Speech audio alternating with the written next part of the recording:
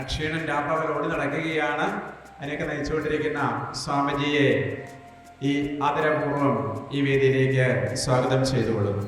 എല്ലാ സന്യാസി ശ്രേഷ്ഠന്മാരുടെയും ഉള്ളിൽ ഉണ്ടായ ഒരു ചെറു വികാരമാണ് ഇത്തരം ഒരു പരിപാടിക്ക് മുൻതൂക്കം കൊടുത്തിട്ടുള്ളത്.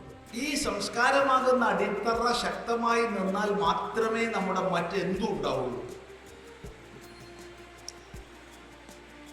എല്ലാ മേഖലയിലും നമ്മൾ ഉയർന്നു പോകണം. സാമ്പത്തികമായി ഉയരണം, ഏറ്റവും പ്രധാനമാണ്.